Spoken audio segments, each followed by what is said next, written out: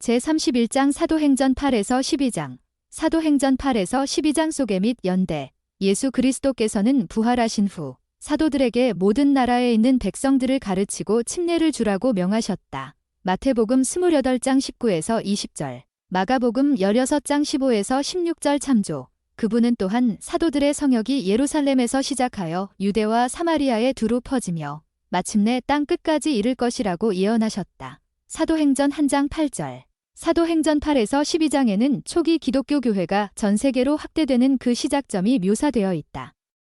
또한 사도행전의 이 부분까지는 교회가 예루살렘과 유대 지역의 유대인들 사이에서 성장한 이야기를 다룬다.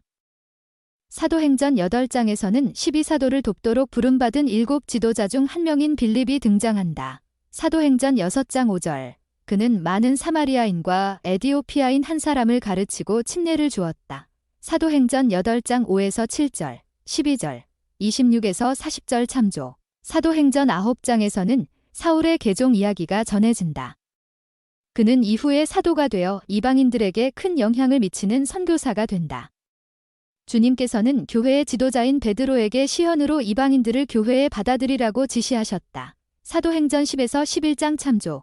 거세지는 반대에도 불구하고 교회 지도자들은 땅 끝까지 사도행전 1장 8절. 복음을 전파하기 위해 힘차게 앞으로 전진했다. 사도행전 8에서 12장 주해. 사도행전 8장 1에서 4절 교회에 대한 반대와 복음의 확산. 복음이 예루살렘에서부터 전파되어 나갔다. 스데반이 순교한 후 사울을 비롯하여 예루살렘에 있는 사람들이 계속해서 교회를 박해했다. 사울은 교회를 잔멸하며 각 집에 들어가 강제로 남녀를 잡아다 감옥에 집어넣었다. 사도행전 8장 3절. 이러한 박해 때문에 예수 그리스도의 제자 대다수가 안전을 위해 유대 외의 다른 지역으로 이동했다. 그들은 그곳에서 계속 복음을 전파했고 이로써 복음의 확산이 가속화되었다. 사도행전 전체의 주제는 하나님의 사업은 박해에도 불구하고 전진하리라는 것이다. 사도행전 4장 3, 4절, 12장 1, 2절, 24절 참조. 현대의 선지자 조셉 스미스는 이렇게 가르쳤다. 진리의 표준이 세워졌습니다.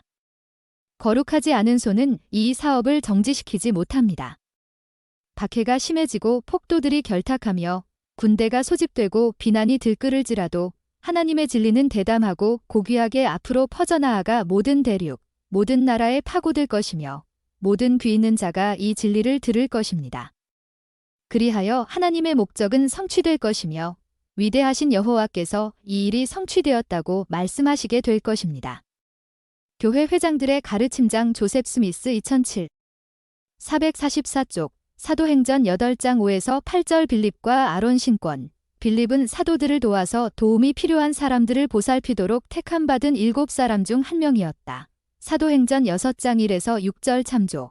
빌립은 그 책임을 수행하는 가운데 복음을 전파하고 침례를 주고 사악한 영들을 내쫓고 다른 기적들을 행하였다. 사도행전 8장 참조.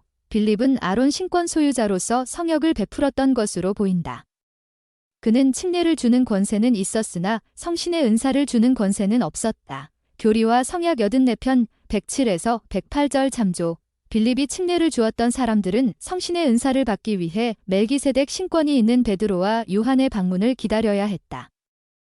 사도행전 8장 9에서 13절, 18에서 24절. 시몬이 신권 권세를 사고 싶어 하다. 빌립에게서 침례를 받은 사마리아 마술사 시몬은 베드로와 요한이 신권 권세를 행사하는 것을 보고 그 권세를 돈으로 살 수 있을 것으로 생각했다. 신앙개조 제5조에는 신권 권세를 돈으로 살 수 없으며 하나님께서 제정하신 방법으로 받아야 한다고 명시되어 있다. 우리는 사람이 복음을 전파하고 그 의식을 집행하기 위해서는 예언에 의하여 또 권세 있는 자에 의한 안수로서 하나님으로부터 부름받아야 함을 믿는다. 고든 비 힌클리 회장은 합당한 권세를 가진 사람에게서 신권을 받는 것에 더하여 개인적인 합당성은 이 거룩한 권능을 받고 행사할 수 있는 적격성의 표준이 된다고 말했다. 신권을 행사하기 위한 개인적인 합당성. 리아호나 2002년 7월호 58쪽. 사도행전 8장 14에서 17절. 사마리아인 개종자들이 성신의 은사를 받다. 예루살렘에 있는 교회 지도자들은 빌립이 복음을 전파하는 일에서 성공을 거두고 있다는 소식을 듣자 베드로와 요한을 사마리아로 보냈다. 그곳에서 그들은 사마리아인 개종자들에게 안수하여 성신을 부여했다. 12사도 정원회의 조셉 B. 워스린 장로는 성신의 은사를 받는 요건에 관해 이렇게 말했다.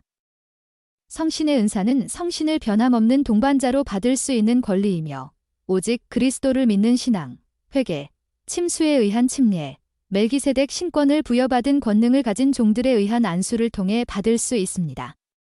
이것은 주님의 교회에 합당한 회원들만이 누릴 수 있는 가장 귀중한 은사입니다. 말로 다 할 수 없는 은사, 리아호나 2003년 5월호 26쪽 또한 교리와 성약 20편 38절, 41절 참조, 사도행전 8장 15에서 17절, 29절, 9장 17에서 18절, 10장 19에서 20절, 44에서 47절, 11장 15에서 16절, 이 성구들을 공부하면서 성신에 관해 무엇을 알 수 있는가? 성신은 어떤 방법으로 초기 교회의 성장에 영향을 미쳤는가? 사도행전 8장 27절 에디오피아 사람 빌립은 천사가 지시한 대로 예루살렘 남쪽으로 여행하다가 에디오피아 사람을 만나 그에게 침례를 주었다. 사도행전 8장 26에서 39절 참조. 오늘날의 아프리카에 있는 에디오피아는 유대 지방에 속하지 않았기에 이 개종은 복음이 유대와 사마리아를 넘어 전파되리라는 사도행전 1장 8절에 기록된 예언을 부분적으로 성취하였고 이방인들 사이에서 곧 시작되려는 극적인 선교 사업의 전조가 되었다. 사도행전 10장부터 계속됨. 사도행전 8장 29에서 38절 지도해주는 사람이 없으니 어찌 깨달을 수 있느냐? 빌립은 영의 속삭임에 따라 이 에디오피아 사람에게 예수 그리스도의 생애와 성역을 통해 그가 이사야 기록에서 읽었던 예언이 성취되었음을 가르쳤다. 사도행전 8장 32에서 33절에 인용된 성구는 이사야 53장 7, 8절에 나온다. 빌립의 영감받은 가르침으로 그 남자는 예수 그리스도가 하나님의 아들이심을 말하며 침례를 받고 싶다고 간청했다. 이에 둘 다 물에 내려가 빌립이 침례를 베풀었다. 사도행전 8장 38절. 이 남자는 침수로서 침례를 받았는데 이처럼 침례의식은 이 후기의 교회에서 행해지는 것과 똑같은 방식으로 절정의 시대에도 행해졌다. 12사도 정원회의 제프리 알 홀런드 장로는 우리 모두 에디오피아 사람처럼 복음에 영감받은 가르침이 필요하고 모두가 더 훌륭한 복음 교사가 되기를 추구해야 한다고 설명했다. 교회의 교사들은 다른 사람들이 경전을 더 깊이 이해하도록 이끈다. 우리 각자가 그리스도에게로 나아가고 교리와 성약 20편 59절 그분의 계명을 지키고 그분의 모범을 따름으로써 하나님 아버지에게로 돌아가는 것은 분명히 인간이 존재하는 가장 높고 거룩한 목적입니다. 다른 사람도 그렇게 할 수 있도록 가르치고 설득하며 그들이 구속의 길을 걸어가도록 기도하는 마음으로 이끄는 일은 틀림없이 삶에서 두 번째로 중요한 일이 되어야 합니다. 데이비드 오 맥케이 회장님은 그 이유를 이렇게 말씀하셨습니다. 하나님의 자녀들을 가르치는 교사가 되는 것보다 더 중요한 책임은 없습니다. 컨퍼런스 리포트, 악트 1916, 57 사실상 우리는 빌립이 파송되어 만났던 에디오피아 사람과 어느 정도 같습니다. 그 사람처럼 우리도 종교와 접촉하는 법을 충분히 알 수 있습니다. 그리고 경전을 열심히 읽을 수도 있습니다. 세상의 보물을 포기할 수도 있습니다. 그러나 충분한 가르침 없이는 이 모든 것의 의미나 우리 앞에 놓여 있는 필요 조건을 놓칠 수가 있습니다. 그래서 성경에 나오는 이 사람처럼 우리도 지도해주는 교사가 없으니 어찌 기회할 수 있겠습니까? 라고 외칠 것입니다. 하나님께로서 오신 선생, 성도의 벗, 1998년 7월호, 25쪽, 사도행전 9장 1절 사울은 어떤 사람이었는가? 사울은 길리기아에 있는 그리스의 도시인 다소에서 태어났다. 사도행전 21장 39절 참조. 그는 태어날 때부터 로마 시민권자였으며 사도행전 16장 37절 참조. 히브리 말, 다람어로 추정, 과헬라 말 그리스어를 구사했다. 사도행전 21장 37에서 40절 참조. 그는 베냐민 지파에 속한 유대인으로 로마서 11장 1절 참조. 독실한 바리새인이었으며 사도행전 23장 6절 참조. 예수 그리스도를 따르는 사람들을 뒤쫓고 핍박하는 일에 열과 성을 다했다. 사도행전 9장 1기절 참조. 그는 후에 자신의 라틴어 이름인 바울로 알려졌다. 일찍이 선지자 조셉 스미스는 바울의 외모를 이렇게 묘사했다. 사도 바울 뜬 약 5m의 키에 머리카락은 매우 검고 얼굴과 피부는 검은빛이며 커다란 매부리코의 각진 얼굴, 작고 검은 눈은 영혼까지 꿰뚫는 듯 날카로웠으며 어깨는 둥글었고 목소리는 우는 듯 했는데 큰 소리로 말할 때는 거의 포효하는 사자처럼 들렸다. 그는 뛰어난 연설가였다. 엑스트랙트 프롬 위령 클레이턴즈 프라이버트 복 P4 저넬츠 오브 엘존 너톨 1857에서 1904 엘리탐 페리 스페셜 컬렉션즈 브리검 영 유니버서티 카피 인 처치 히스트리 라이브러리 사도 바울에 대해 더 알아보려면 제35장에 나오는 로마서 소개를 참조한다. 사도행전 9장 2에서 6절 조셉 스미스의 첫 번째 시현과의 유사점. 부유한 도시인 다메섹은 예루살렘에서 북동쪽으로 240km 떨어진 번창하는 지역의 중심지에 있었다. 따라서 기독교가 그 도시에 확립되었다면 주변 지역으로 더 쉽게 퍼져나갈 수 있었을 것이다. 사울은 기독교의 발전을 저지하기 위해 다메섹으로 보내졌지만 도리어 그곳으로 가는 길에 놀라운 시현을 받게 된다. 그가 다메섹으로 가는 길에 겪었던 경험과 조셉 스미스의 첫 번째 시현 간에는 몇 가지 유사점이 있다. 사울과 조셉 스미스는 둘 다 하늘에서 내려오는 빛을 보았다. 둘 다 땅에 엎드러졌으며 둘 다 자신의 이름을 부르는 목소리를 들었다. 둘 다 하나님의 아들을 보았고 그분이 자신에게 말하는 것을 들었다. 둘 다 자신이 어떻게 해야 할지를 물었고 그에 대한 응답으로 신성한 가르침을 받았다. 둘 다 후에 자신이 시현을 보았음을 말했다는 이유로 박해를 받았고 그럼에도 불구하고 둘 다 시현을 본 것을 계속 주장했다. 사도행전 9장 2에서 6절, 26장 19에서 21절, 조셉 스미스 역사 1장 14에서 19절, 24에서 25절 참조. 사도행전에 실린 바울의 시현에 관한 3번의 기사는 사소한 차이점을 보인다. 그리고 그와 마찬가지로 조셉 스미스가 자신의 첫 번째 시현에 관해 쓴 기록도 조금씩 차이점을 가지고 있다. 이 차이점에 대해 더 알아보려면 사도행전 26장 19에서 21절, 24에서 25절 주해를 참조한다. 사도행전 9장 4에서 6절 사울의 개종은 특별하다. 사울의 개종이 시작되었음을 알려주는 시현은 극적이었으며 즉각적인 결과가 일어났다. 대다수 사람들의 경우 개종 과정은 그다지 극적이지는 않지만 극적인 개종에 못지않은 의미를 띈다. 12사도 정원회의 디 토드 크리스토퍼슨 장로는 이렇게 설명했다. 여러분은 왜 내게는 이 놀라운 변화가 더 빨리 일어나지 않을까? 라고 자문할 수 있습니다. 여러분은 베냐민 왕의 백성들이나 엘마, 그 외 경전에 등장하는 다른 인물들의 예는 일반적인 것이 아니라 지극히 특별한 경우에 해당한다는 사실을 기억해야 합니다. 우리들 대부분에게는 변화가 점진적으로 서서히 일어날 것입니다. 육체적인 탄생과는 달리 거듭남은 한순간에 발생하는 사건이라기보다는 오히려 일련의 과정에 더 가깝다고 할 수 있습니다.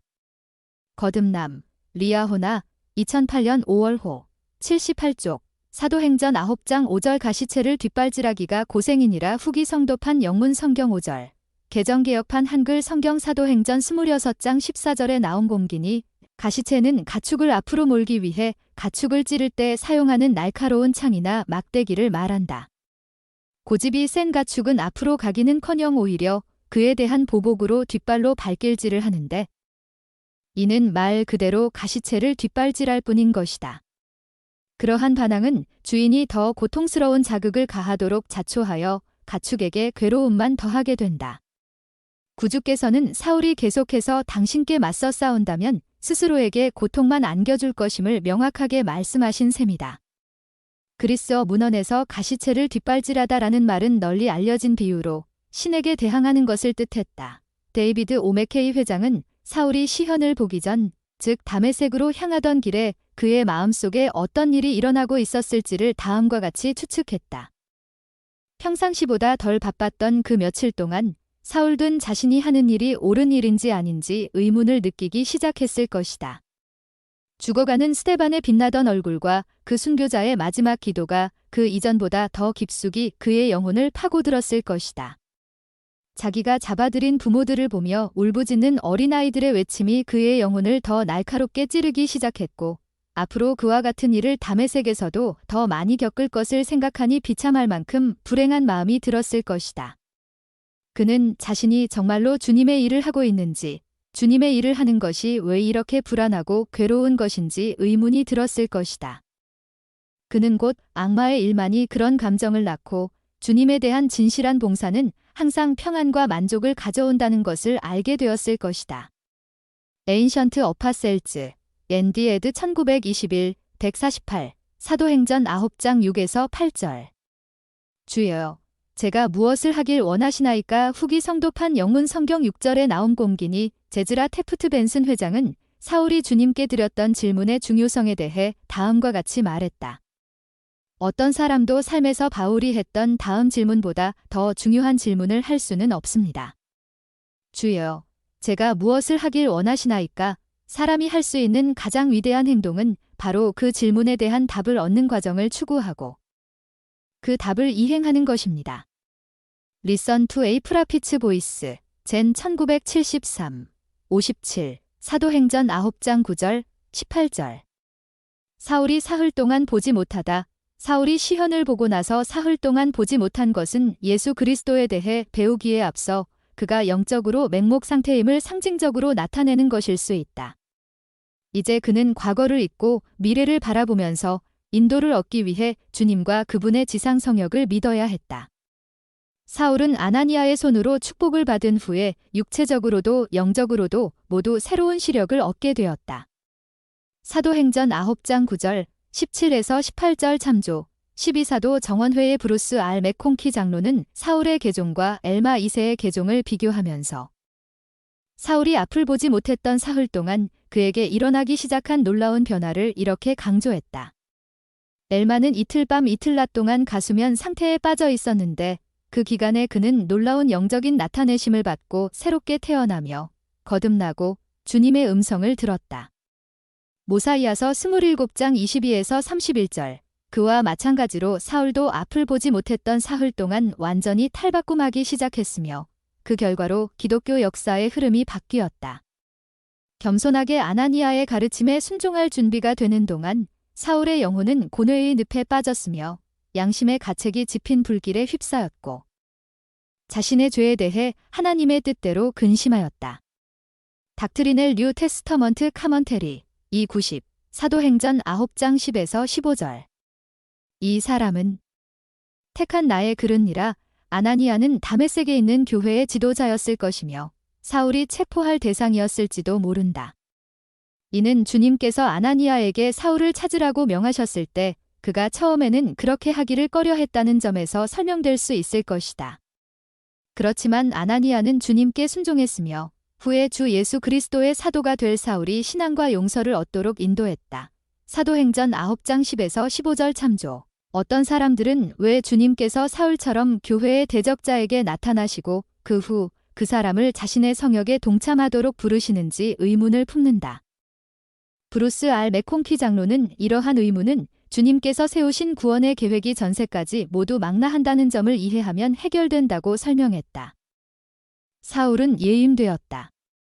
그가 지상에서 했던 일은 그 어느 것도 나중에 그가 하게 될 일과 부름에 적합하지 않았다. 그러나 전세에서 양성하고 얻은 타고난 영적 자질이 있었기에 그는 다가올 성역에 준비되어 있었다.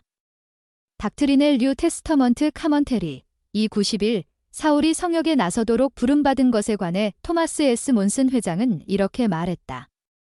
구주께서는 열성과 힘있는 선교사를 택하실 때 당신을 옹호하는 사람들 가운데서 찾으신 것이 아니라 대적하는 사람들 가운데서 찾으셨습니다.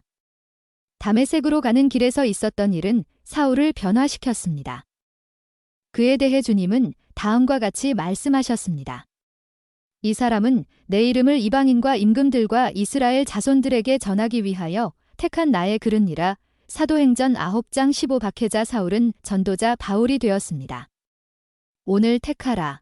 리아호나 2004년 11월호 69쪽 사도행전 9장 16절 그가 내 이름을 위하여 고난을 받아야 주님께서는 사울이 위대한 사업을 위해 택함을 받았다고 하셨을 뿐만 아니라 그가 내 이름을 위하여 고난을 받아야 한다고 말씀하셨다. 사도행전 9장 16절. 사울이 주 예수 그리스도의 성역자로서 겪었던 고난에 대해 더 알아보려면 사도행전 14장 5, 6절, 19절, 사도행전 22장 6에서 8절, 14절, 16장 22에서 24절, 21장 30에서 33절, 고린도후서 11장 23에서 27절을 참조한다. 사도행전 9장 23에서 26절 예루살렘으로 가는 사울의 여정, 갈라디아서를 보면 사울이 개종한 후에 다메섹을 떠나 아라비아로 갔음을 알 수 있다. 갈라디아서 1장 17절 참조. 사울이 그곳에 간 이유는 기록되어 있지 않으나 그는 연구하고 상고하기 위해 아마 사도행전 9장 22절과 23절에 기록된 사건 사이에 그곳에 갔거나 안전을 위해 피신하였을 수도 있다. 사도행전 9장 23에서 25절 참조. 그는 3년이라는 긴 시간 동안 아라비아에서 체류했다. 그곳에 머무는 동안 사울은 예수 그리스도께서 어떻게 구약전서에 나오는 그 많은 예언을 성취하셨는지를 더 깊이 이해하게 되었을 것이다. 그는 아라비아에서 시간을 보낸 후 다메섹으로 돌아와 잠시 머물다가 베드로와 교회의 다른 지도자들을 만나기 위해 예루살렘으로 떠났다. 갈라디아서 1장 17에서 18절, 사도행전 9장 26에서 27절 참조. 바울의 삶과 성역에 대해 더 알아보려면 다음 표를 참조한다. 바울의 삶과 성역에서 있었던 사건들 연대표.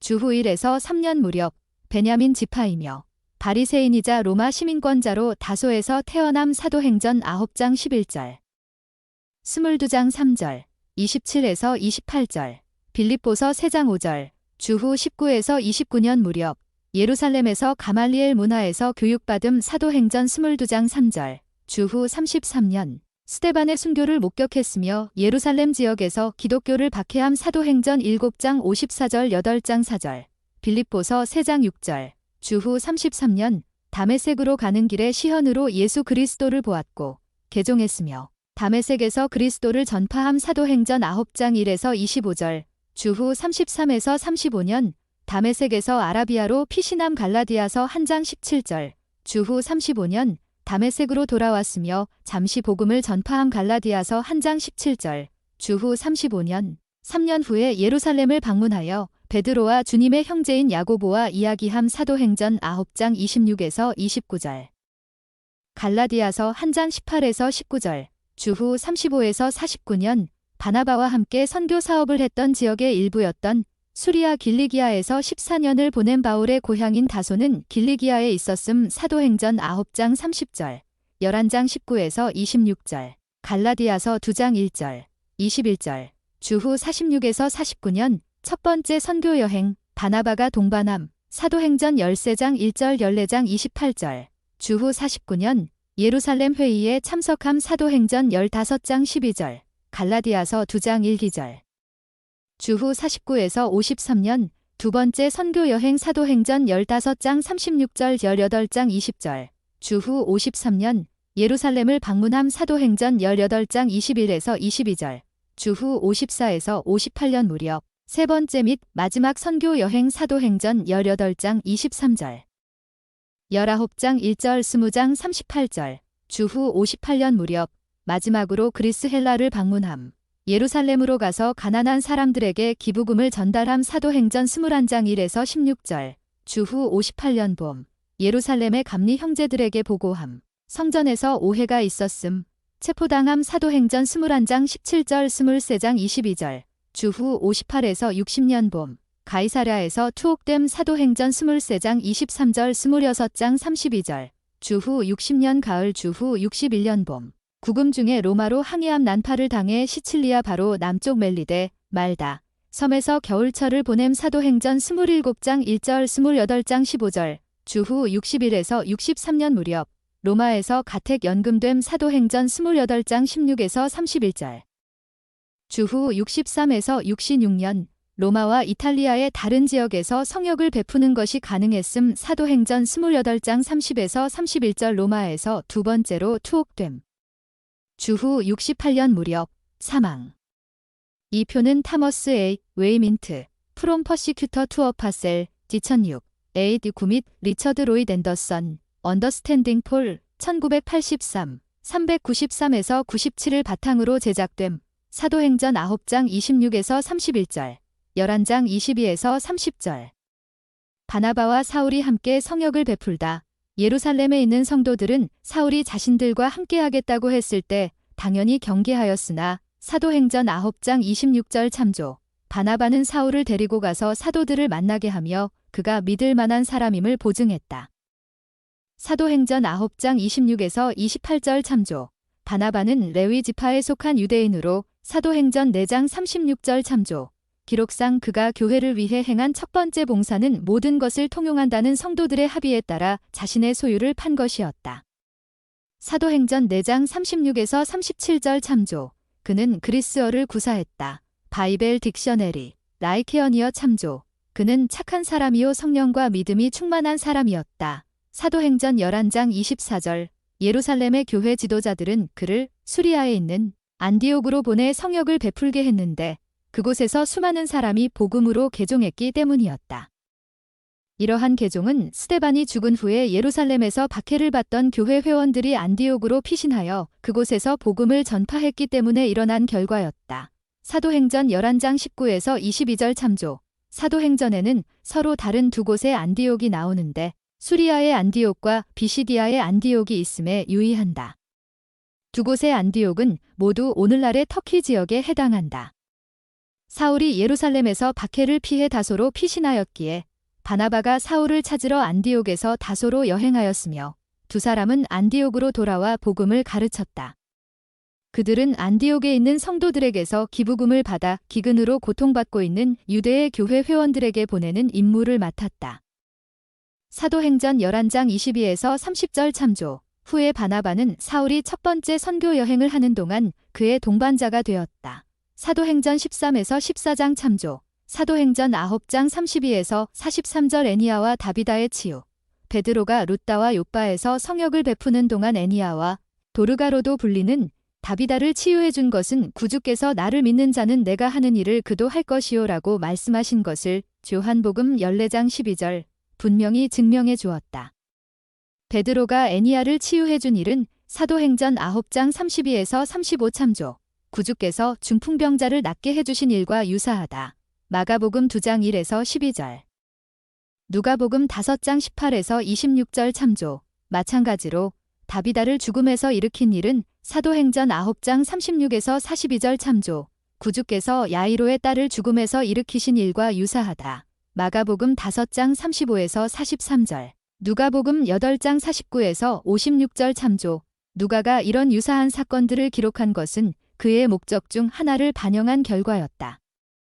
즉, 예수 그리스도와 교회는 연관되어 있으며 예수 그리스도의 권능과 권세가 베드로에게로 이어졌음을 보여주고자 한 것이다. 사도행전 9장 36절. 선행과 구제하는 일이 심히 만든 다비다. 다비다가 일어나다. 샌드라 F. 가건. 다비다를 치유해주는 베드로. 다비다가 베푼 선행과 구제에는 가난한 사람들에게 옷을 지어준 일도 포함된 것 같다. 사도행전 9장 39절 참조. 토마스 S. 몬슨 회장은 후기에 상호부조회 회원들이 자주 하는 애정 어린 봉사의 전형을 보여주는 여성으로 다비다, 도르가를 이렇게 언급했다.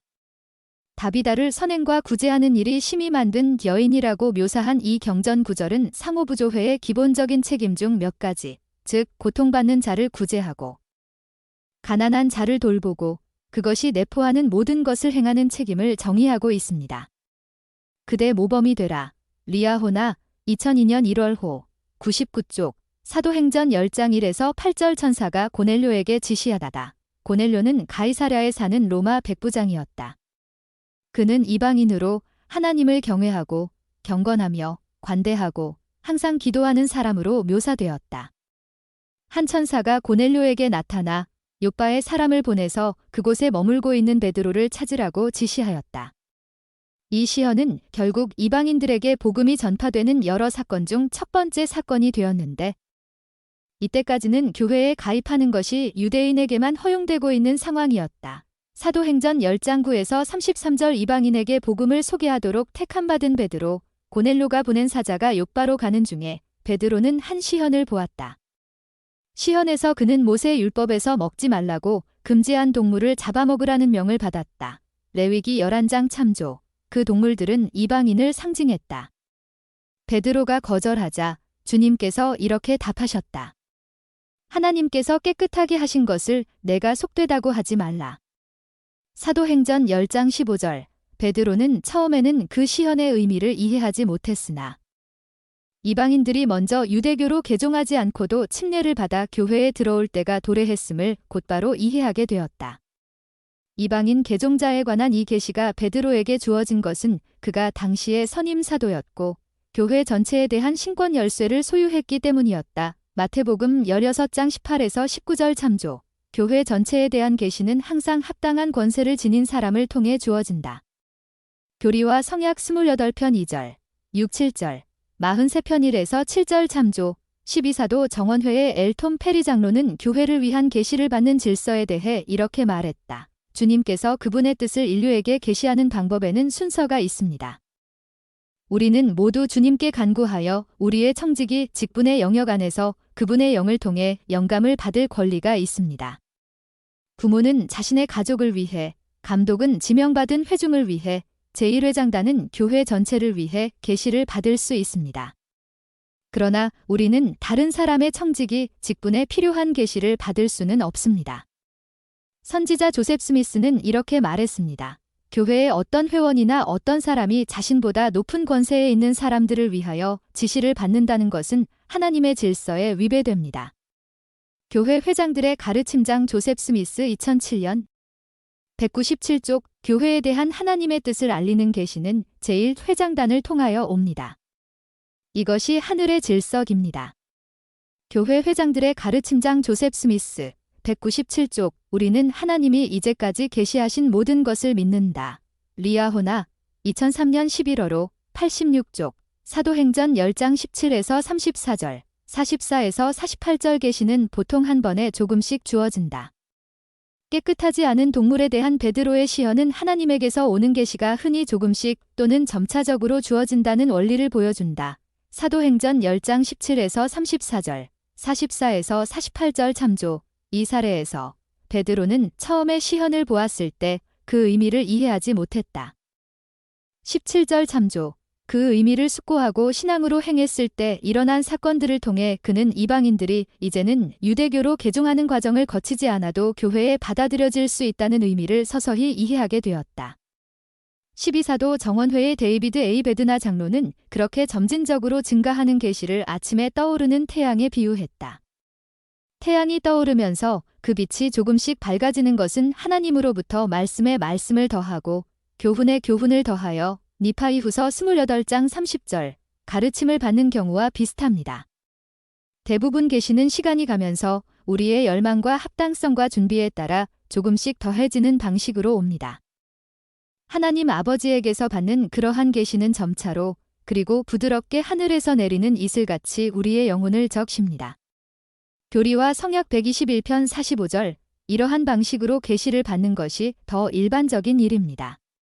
계시의 영 리아호나 2011년 5월호 88쪽 사도행전 10장 30에서 33절 고넬료가 베드로를 통해 기도의 응답을 받다. 주님께서는 자주 다른 사람들의 봉사를 통해 기도에 응답하시는데 고넬료도 그런 경우였다. 고넬료는 하나님의 뜻을 알고자 나흘 동안 금식하고 기도했다. 사도행전 10장 30절 참조. 천사는 고넬료에게 베드로가 그에게 더 많은 것을 알려줄 것이라고 약속했다. 사도행전 10장 6절 참조. 토마스 S. 몬슨 회장은 주님께서 우리를 통해 누군가의 기도에 응답하신다는 것을 알 때 오는 기쁨을 이렇게 묘사했다. 저는 우리의 책임을 수행하면서 조용하게 들려오는 영의 속삭임에 귀를 기울이고 지체 없이 그 속삭임에 따라 행동을 할 때 하나님 아버지께서 우리의 발걸음을 인도하시고 우리의 삶과 다른 사람들의 삶을 축복하신다는 것을 알게 되었습니다. 속삭임에 귀를 기울임으로써 주님이 여러분을 통하여 다른 사람들의 기도에 응답하셨다는 것을 알게 되는 것만큼 달콤한 경험이나 소중한 느낌은 없다고 생각합니다. 잠잠하라, 고요하라, 리아호나 2002년 11월호 55쪽 사도행전 10장 34절 하나님은 사람의 외모를 보지 아니하시고 경전에서는 하나님은 사람의 외모를 보지 아니하신다고 가르친다. 사도행전 10장 34절. 그 말은 아담부터 지상의 마지막 사람에 이르기까지 모든 사람은 복음을 받아들일 기회를 얻게 된다는 뜻이다. 구원의 원리는 하나님의 모든 자녀에게 똑같이 적용된다. 니파이는 이렇게 말했다. 그는 그들 모두에게 그에게로 나아와 그의 선하심에 참여하도록 권하시며 또 그는 그에게로 나아오는 자는 검거나 희거나 매인 자나 자유로운 자나 남자나 여자나 아무도 거절하지 아니하시며 모두 다 하나님께는 동일하니라. 니파이후서 26장 33절. 사도행전 10장에 기록된 사건들이 일어나기 전만 해도 복음은 주로 유대인들에게만 전해졌다. 베드로를 통해 온 새로운 계시와 이해력은 혈통을 고려하지 않고 모든 사람에게 복음을 가르치는 전환점이 되었다. 이와 유사한 방식은 1978년에도 일어났는데 제1회장단은 교회의 모든 합당한 남성 회원은 인종이나 피부색에 관계없이 공식 선언이 신권과 성전 축복을 누릴 수 있다는 계시를 받았다. 베드로가 받았던 계시처럼 이 계시에서도 복음은 항상 주님이 계획하신 시간표에 따라 전파된다는 것을 가르친다. 1978년 계시가 전 세계에 발표되고 난 직후 브루스 R. 맥콩키 장로는 이렇게 가르쳤다. 복음은 우선순위에 기초하여 하나님이 정하신 시간에 따라 한 나라에 이어 또 다른 나라로 전파된 것뿐만 아니라 하나님께서 지상에 사는 사람들을 대해오신 역사를 통틀어 볼 때 그런 일은 과거에도 있어 왔다는 것을 알 수 있다. 복음은 많은 사람이 관심을 보이는 지역에만 한정해서 제한적으로 전파되었다. 예를 들어 모세의 시대와 그리스도의 시대 사이의 복음은 거의 대부분 이스라엘의 자손에게만 전파되었다. 예수님 시대에 합당한 권능을 지닌 사람들과 그분의 제자들은 그분에게서 이스라엘의 자손에게만 복음을 전파하라는 가르침을 받았으므로 그것이 완전히 뇌리에 박혀 있었다. 따라서 그들은 예수께서 부활하신 후에 그들에게 온 세상으로 나아가 복음을 전파해야 한다고 하신 말씀의 진정한 의미를 전혀 짐작할 수가 없었다. 그들은 처음에 이방인 국가로는 가지 않았다. 예수께서도 성역을 베푸실 때 이스라엘 집에 잃어버린 양에게만 전파하셨고 사도들에게도 그렇게 하라고 명하셨다. 마태복음 10장 6절. 부이방인들이 보여준 신앙과 헌신 때문에 그분이 몇 가지 사소한 예외를 두신 것은 사실이다. 자녀의 상에서 떨어진 부스러기라도 먹겠다던 여인에게 주님은 여자여 내 믿음이 크도다라고 말씀하기도 하셨다. 마태복음 15장 28절. 또한 마가복음 7장 27에서 28절 참조. 몇 가지 소소한 예외는 있지만 그 당시 복음은 오로지 이스라엘 백성들에게만 전파되었다. 주님은 베드로에게 하늘에서 내려오는 보자기에 깨끗하지 않은 고기가 담긴 시현과 계시를 주셨으며 그 후에 고넬료가 자신과 자신의 이방인 친척 및 친구들이 무엇을 해야 하는지를 알고자 베드로에게 사자를 보냈다. 주님은 그들에게 복음을 이방인들에게도 전파해야 한다고 명하셨고 그 명령은 이행되었다. 사도행전 10장 1에서 35절, 44에서 48절 참조 신약 시대가 약 4반세기 정도 지난 시점에 성도들은 극심한 어려움을 겪게 되었다. 그들은 복음을 이스라엘 자손에게만 전파해야 하는지 아니면 모든 사람에게 전파해야 하는지의 문제를 고심하며 평가했다.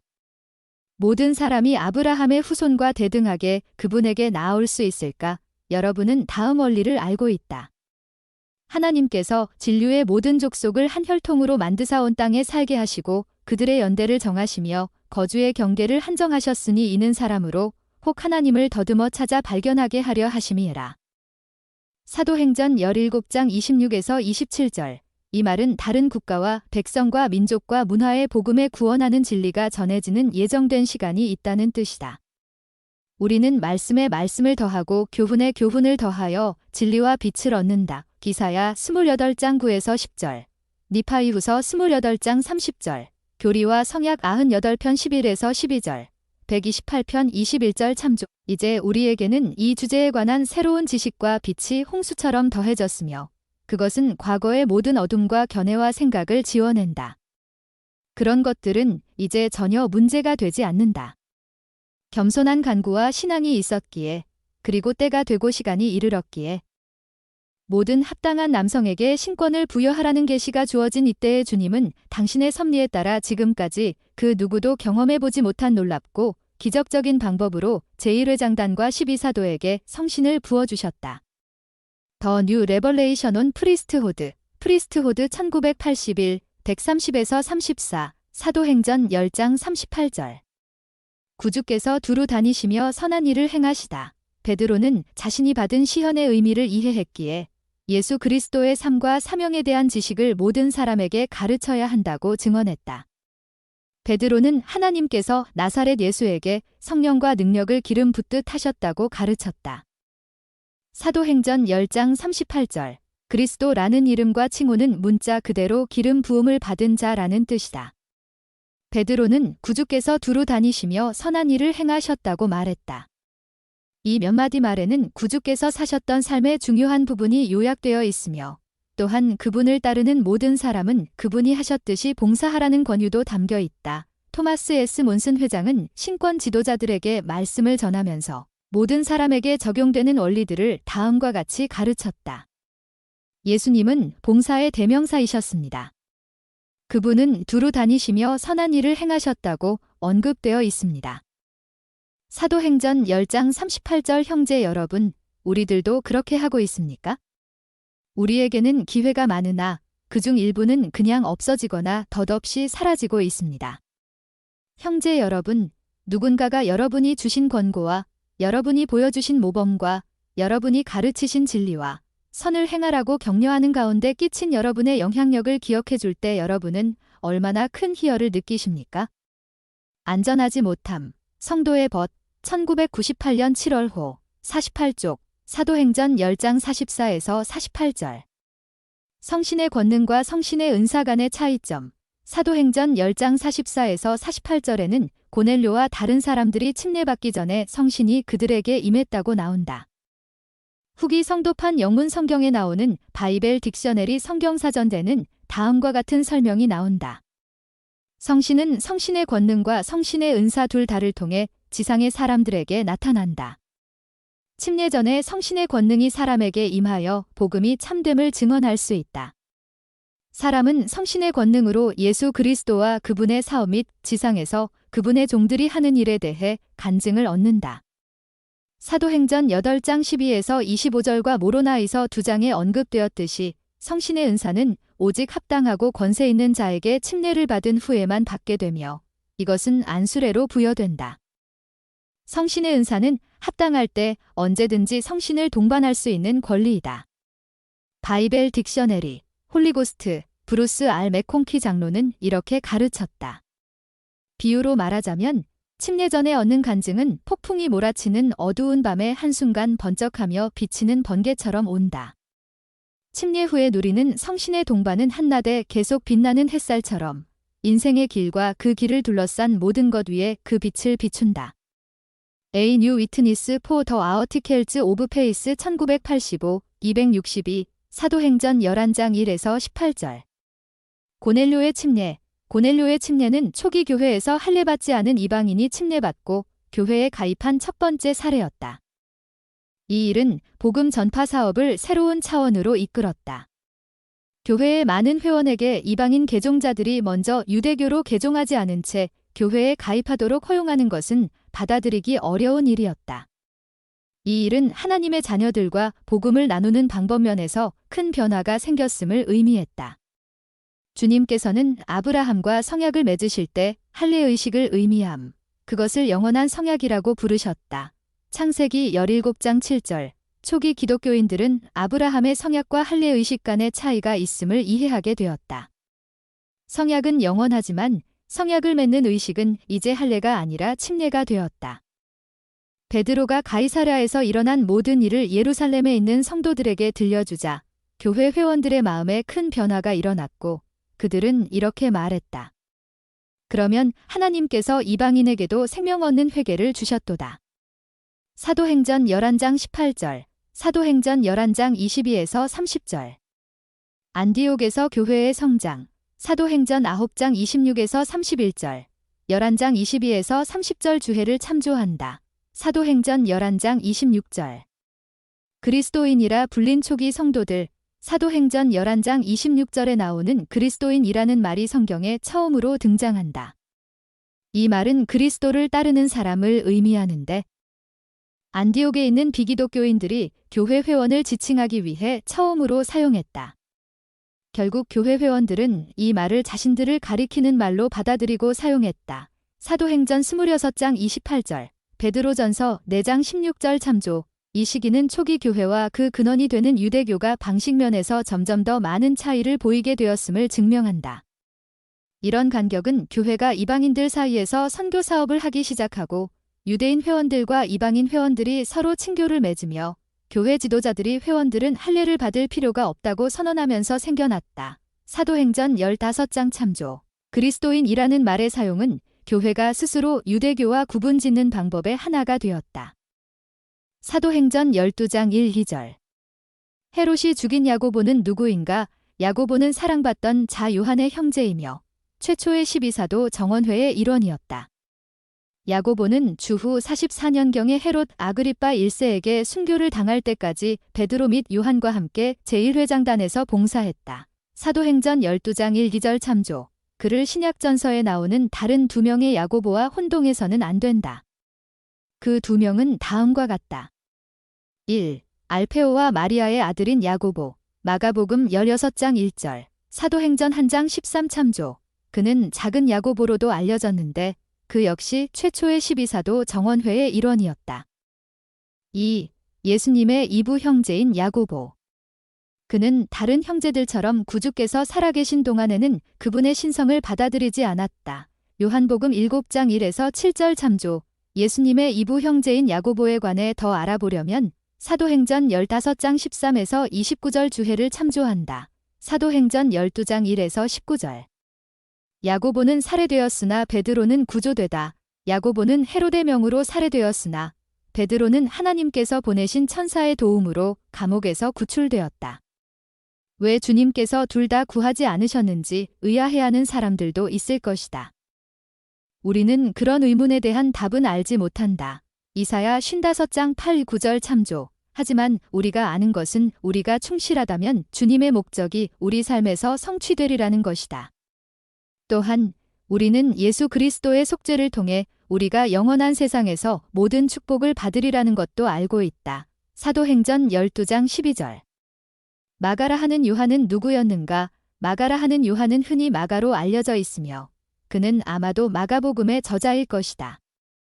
그는 예루살렘에 있는 초기 교회에서 중요한 역할을 했던 여성 중 한 명인 마리아의 아들이었다. 믿는 자들은 그녀의 집에서 모였으며 베드로가 감옥에서 풀려난 후 돌아온 곳도 그곳이었다. 사도행전 12장 12에서 17절 참조. 마가라 하는 요한은 바울과 바나바의 동반자로 선택되어 그들과 함께 첫 번째 선교 여행을 떠났다. 사도행전 12장 25절, 13장 5절 참조. 마가라 하는 요한에 더 알아보려면 제11장에 나오는 마가복음 소개를 참조한다. 사도행전 12장 21에서 23절. 헤롯 아그리빠 1세의 죽음. 헤롯 아그리빠 1세는 헤롯 대왕의 손자였다. 그는 일반적으로 바리새인들에게 인기가 있었는데 이는 그가 유대인의 관습을 주에 깊게 지켰기 때문이었다. 아마도 그는 유대인들의 환심을 사기 위해 야고보를 처형하라고 명했을 것이다. 사도행전 12장 1, 2절 참조. 아그리빠는 야고보가 순교한 해인 주후 44년에 54세의 나이로 사망했다. 누가는 아그리빠의 갑작스러운 죽음을 주님의 천사가 집행한 하나님의 징벌로 여겼다. 생각해 볼 점. 빌립이 아론 신권 소유자로서 할 수 있었던 일들을 생각할 때 사도행전 8장 참조. 아론 신권의 권능에 대한 여러분의 감사함은 어떻게 더 커지는가? 사울이 다메섹으로 가는 길에서 시현을 보는 중에 주님께 여쭈었던 이 질문을 곰곰이 생각해 본다. 주여, 제가 무엇을 하길 원하시나이까? 사도행전 9장 6절. 후기 성도판 영문 성경에 나온 꼼기니 여러분은 얼마나 자주 이 질문을 또는 이와 유사한 질문을 하는가? 여러분이 주님께 규칙적으로 이렇게 여쭌다면 여러분의 삶은 어떻게 변화할 것이라고 생각하는가? 깨끗하지 않은 동물들이 등장하는 베드로의 시현은 사도행전 10장 참조. 계시가 합당한 권세를 지닌 사람을 통해 주어짐을 보여주는 사례이다. 왜 이 교리는 여러분의 삶에서 그리고 교회에서 중요한가? 제안과제, 사도행전 10장에서 우리는 베드로가 깨끗하지 않은 동물에 대한 시현의 의미를 그 즉시 이해하지는 못했음을 분명하게 알 수 있다. 그는 시현의 의미를 한 번에 하나씩 알게 된 것 같다. 사도행전 10장을 주에 깊게 공부하면서 베드로가 시현에 대해 더 많이 이해하게 된 시점을 찾아본다. 그런 다음 주님께서는 복음교리나 그분께서 여러분이 하기를 바라시는 일을 어떻게 말씀에 말씀을 더하여 여러분에게 계시하셨는지를 한두 단락 분량의 글로 써본다.